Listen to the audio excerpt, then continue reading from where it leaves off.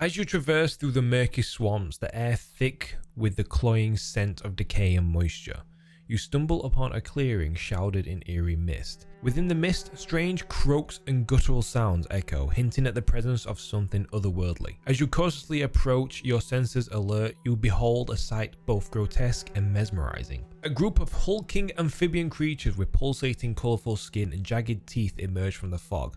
Their eyes gleam with their primal intelligence and their air crackles with the chaotic energy that surrounds them. They vary in size from small, agile ones to towering behemoths that seem to dwarf the surrounding trees. You all feel a primal fear clutch at your hearts as you realize that you've stumbled upon beings born of chaos and entropy. The Slaads move with an unsettling grace and their movements fluid yet unpredictable, as if they are mere conduits of the chaos forces that courses through them. Yes, in today's video we're talking about the chaotic frog creatures from the ever-changing plains of Limbo. Today we are going over the Slaads.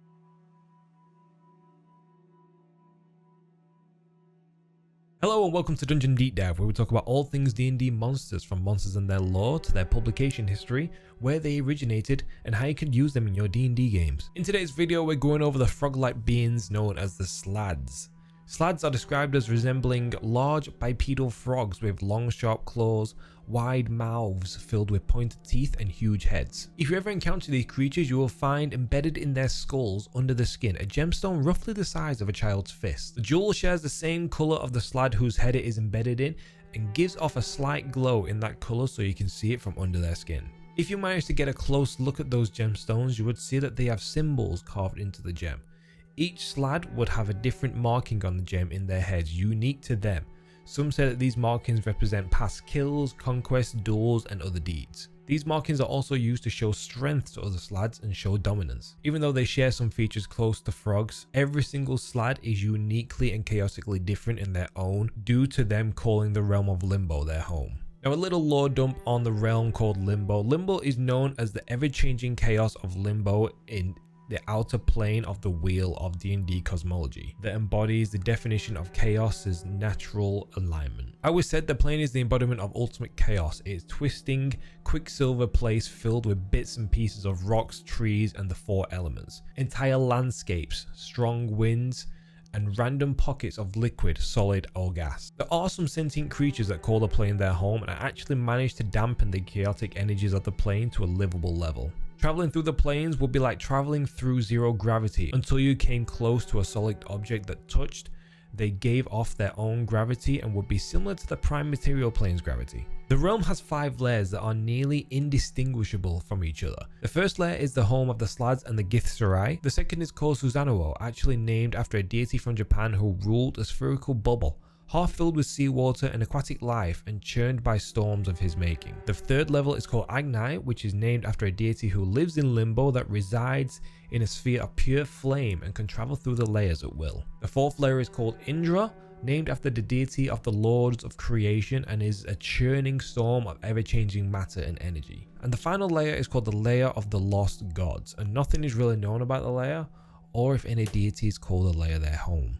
Slaads tend to vary in height and weight, some being roughly human sized and gangly, while others are hulking and made of pure muscle. It's not just their colours that separates one Slaad from another, some also gain additional body parts and organs, features of greater or lesser size, various body types, and wholly unique features like horns, scales, tails, or hair. More outlandish traits such as blade-like claws, wings, whether functional or not, and even a Medusa's snake-like hair were also fully possible. So yeah, these guys can look a lot of different ways. With these creatures being the absolute embodiment of chaos, even trying to understand how these things tick could drive anyone insane who already isn't insane. If anyone would try and start a conversation or try and trade with them, would become extremely frustrated with them, as attempts to give or obtain information and conducting basic conversations lead to nothing but gibberish, and they refuse to see any reason much of the time, often reacting with rage when approached with arguments and logic, even if being offered something beneficial, leading to some to believe that they were simply crazy at best. Even trying to compliment a Slaad will result in them seeing it as trickery and deception was the only inactive way to get any cooperation from a Slaad. Even though everyone who encounters a Slaad just writes them off as insane and crazy, this is more of a result due to their alien cultural ideas of accepted forms of interaction. On their home plane of Limbo, they live a very caveman-esque lifestyle, not needing any personal items or personal affections, and only needing food in order to survive, and just taking what they want, as they believe that if they can take it, they own it. Many Slaads are obsessed with proving and improving their personal power and love conflict, seeing it both as an exciting, chaotic clash of forces and a chance to show off their strength. If a particular Slaad gains a sufficient amount of power and strength to oppress any Slaads weaker than them, it was not seen as an affront to being oppressed, but accepted as the Slaad exercising its due right. With their society being this way, it led to a lot of serious cruelty in the communities of the Slaad. They even shared their love of cruelty and brutality with any socially able creature they come across and saw them as nothing but tools for their needs. Strangely enough, they react well to any attempts to bully or oppress them, since to them, that's the only acceptable form of interaction.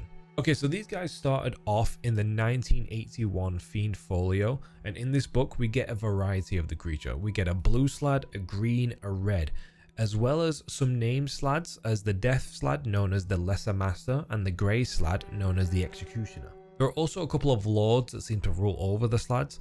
These lords are Susendum, Lord of the Insane, and Yagorul, Lord of Entropy. In this book, the blue Slaads are described as stronger than red, but is still one of the weakest members of the Slaad race. These guys are mainly used by their masters just to run errands and carry out small missions for them. Maybe their masters ran out of milk or something. There's a great sense of rivalry between the blue and red Slaads, and neither will help each other except in the direst of emergencies. Now moving on to the red ones, these guys are bottom of the totem pole in the Slaad hierarchy and are most commonly seen by people. These guys are used by their masters to acquire them new slaves from the prime material plane.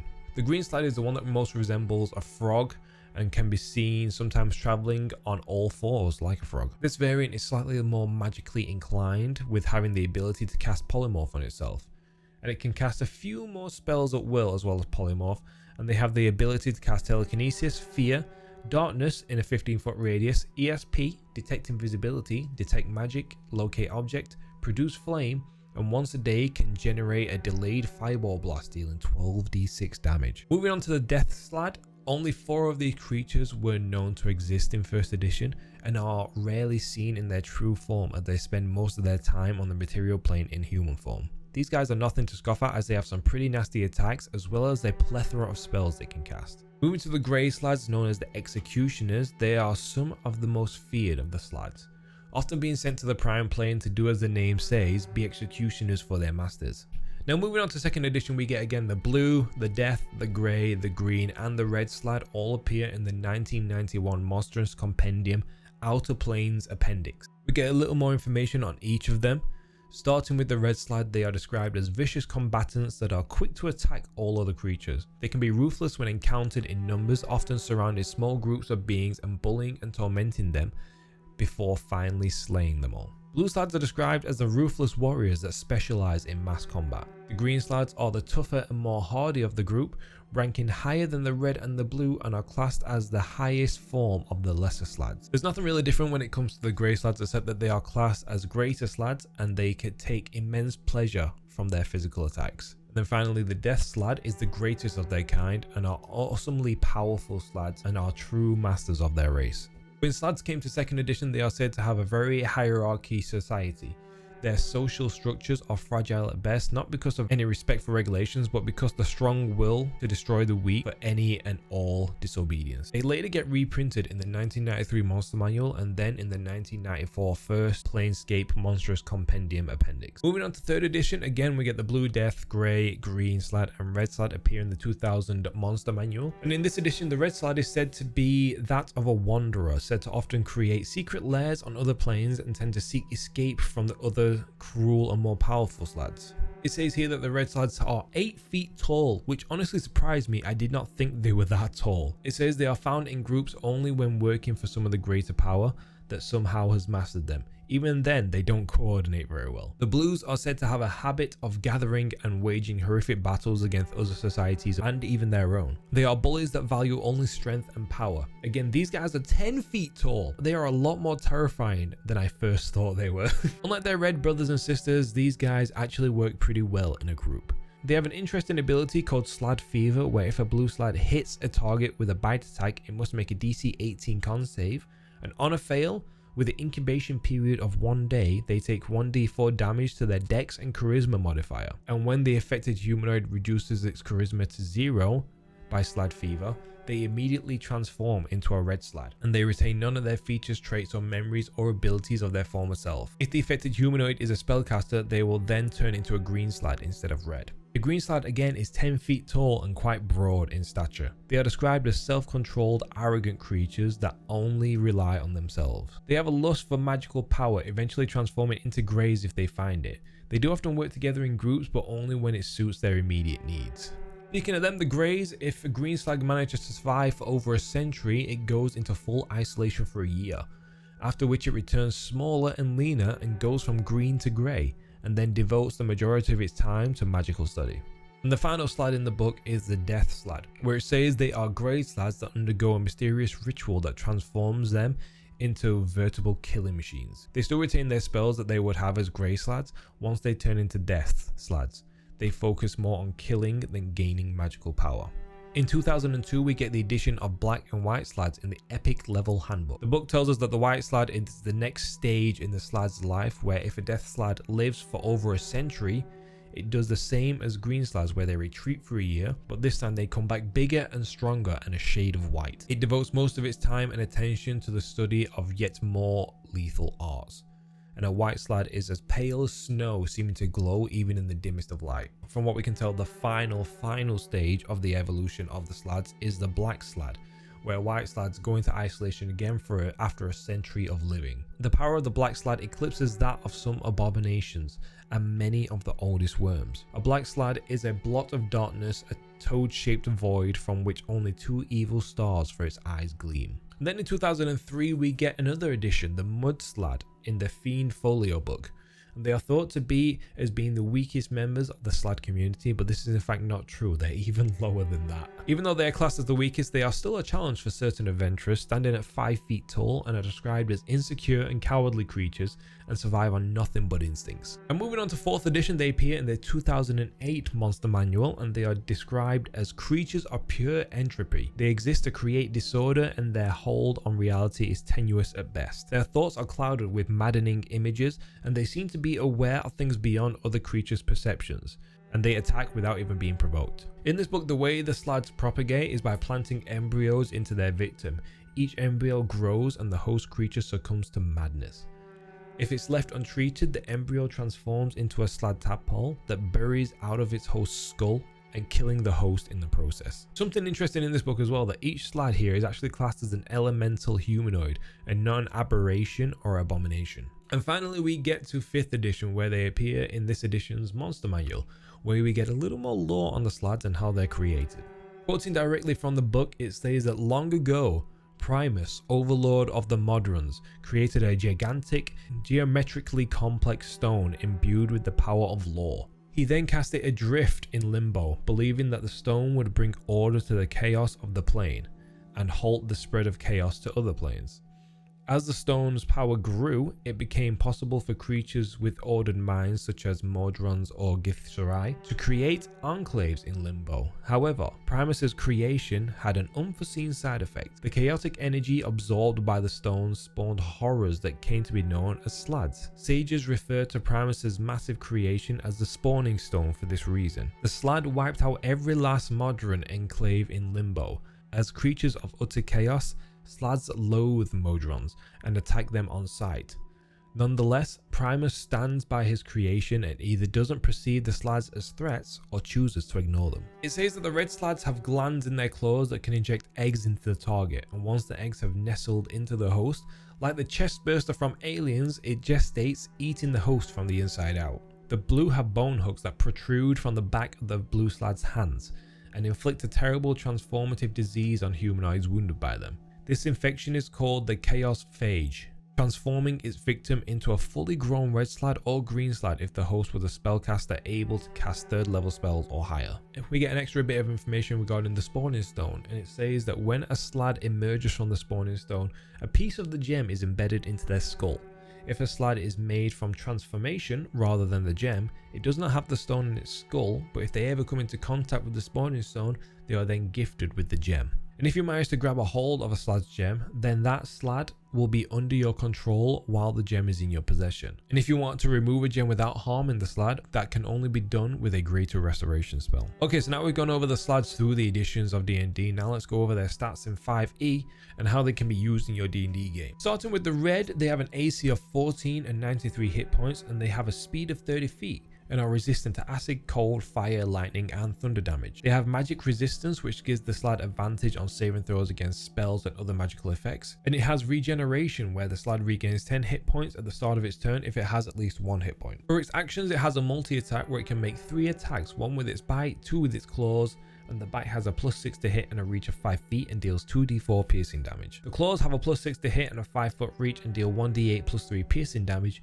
and if the target is a humanoid, it must succeed on a DC 14 Constitution save or be infected with a minuscule Slaad egg. A humanoid host can carry only 1 egg at a time, and in over 3 months, the egg moves to the chest cavity, gestates, and forms a Slaad tadpole. In the 24-hour period before giving birth, the host starts to feel unwell. Its speed is halved and it has disadvantage on attack rolls, ability checks, and saving throws. The tadpole then chews its way through the vital organs and out of the host's chest in 1 round, killing the host in the process. And if the disease is cured before the tadpole emerges, the unborn Slaad is disintegrated. We actually get stats for the tadpole too. They have an AC of 12 and 10 hit points. They have the same stats as the Slaad, but have just a bite attack for their action, and it only deals 1d4 +2 piercing damage. Moving on to the blue, they have an AC of 15 and 123 hit points and have the same ability and resistances as the red. For its actions, it again has a multi-attack same as the red, but its bite deals more damage, dealing 2d6 +5 damage and a +8 to hit. Now the claws have a +8 and a reach of 5 feet and deal 2d6 +5 slashing damage.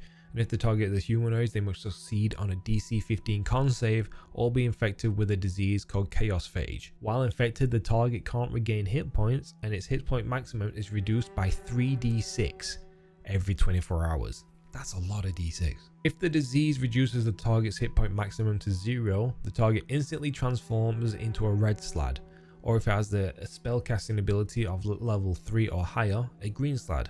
And only a wish spell can reverse the transformation, so the disease does not mess around. Next up, we have the green Slaad, and it has an AC of 16 and 127 hit points. And the green Slaad has the shape changer ability where it can transform into a small or medium humanoid with the polymorph spell. Its stats other than its size are the same in each form, and any equipment it is wearing or carrying isn't transformed, and it reverts to its true form if it dies. It has an innate spellcasting ability that has a charisma spell save of 12, and can cast the following spells at will: detect magic, detect thoughts, mage hand. Twice a day it can cast fear and invisibility, and once a day it can cast fireball.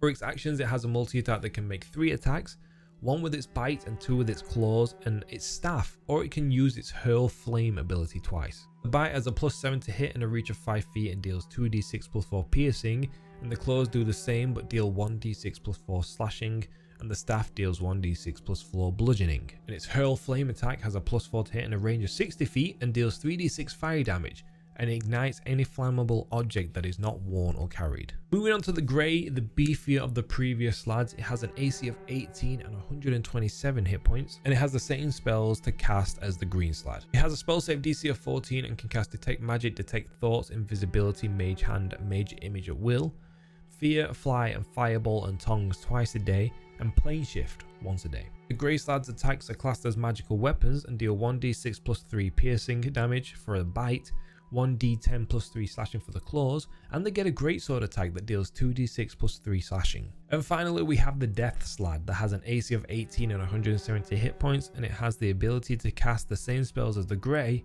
with the added cloud kill once a day with a spell save DC of 15. The bite deals 1d8 +5 piercing as well as 2d6 necrotic damage, and the claws deal 1d10 +5 slashing and an additional 2d6 necrotic. These guys also get the greatsword attack that deals 2d6 slashing damage and 2d6 necrotic. The Slaads are surprisingly intricate and interesting, and I was not expecting to find these creatures so interesting when I started researching for this video. If you're a DM, you could have Slaads maybe as guards for an evil wizard or sorcerer. Maybe he's trying to release the chaos of Limbo into the Prime Plane, and he could be holding the gems of the Slaads he's guarding with him to make them bend to his will. Or there could be a tear in the Prime Plane to the plane of Limbo, and Slaads are slowly filtering out into the world, and you and your party are tasked with sealing the tear permanently. But that is all I have for you guys today on the Slaads. Thank you for watching. I hope you all found this video helpful, and if there's anything I've missed, I would love to hear about it in the comments below. What monster would you like to see me cover next? Let me know in the comments, and if I choose that monster, I will add your comment at the end of the video. You can find links to all my socials down below to keep up to date. Thank you all for watching, and I will see you all in the next one.